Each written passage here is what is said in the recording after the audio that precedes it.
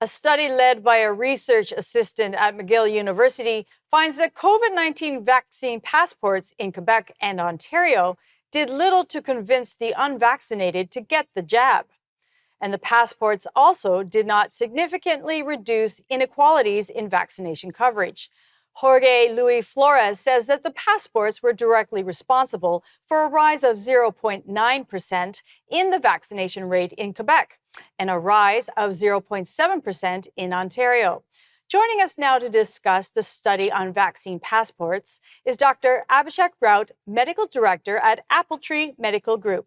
Dr. Raut, thank you for joining us on Forum Daily. Great to be here, Julie. What is your view on the results of this study? Well, I think it's important to view them as a valuable contribution, really, to our understanding of the importance and impact of vaccine passports. What we're seeing here that we saw a very relatively small effect on increasing vaccination rates, less than 1% rise both in Ontario and Quebec. This suggests that really there are other factors that may have played a much better role in influencing people to get vaccinated. And so we've got to interpret these results with a little bit of nuance, acknowledging that there's other public health measures which might be more effective in this situation. So were vaccine passports worth doing based on the numbers in this study? Yeah, it's a complex question. I think the study shows how limited it was in really directly influencing vaccine rates. But we do have to look at the broader context. Vaccine passports may have had other benefits, like potentially reducing transmission of the virus or providing some level of assurance for those who are already vaccinated. So really, whether or not it is worth it really depends on a variety of things: public health goals, the evolving dynamics of the pandemic, and very importantly, public sentiment surrounding these measures.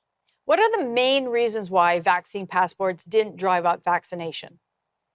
I think there were several. One key factor, especially discussed in the study, is the presence of very deeply entrenched vaccine hesitancy among certain individuals. The estimate was about 8 to 10% of the population strongly resisted vaccination.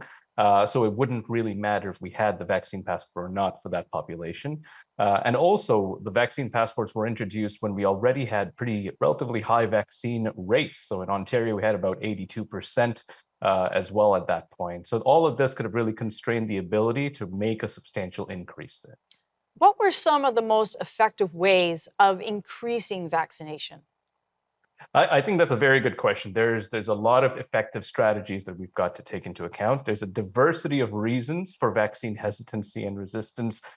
So making sure we have educational pieces on that, making sure we fix access pieces, trust in the healthcare system, and also having the convenience of getting vaccinated easily. All of those approaches are more than likely to be more successful in increasing vaccination rates. Another point in the study is that the vaccine passports did not reduce inequalities in vaccination coverage. What are those inequalities?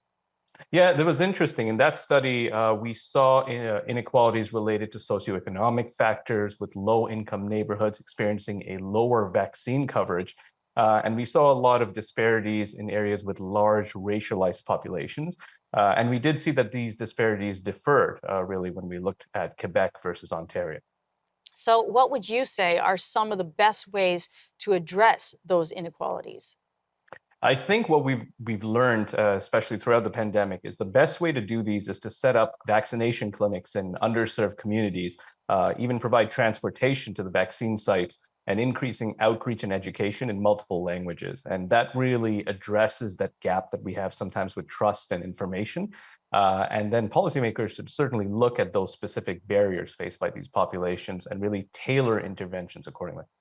Given the data here, do you think any type of vaccine passport is in our future?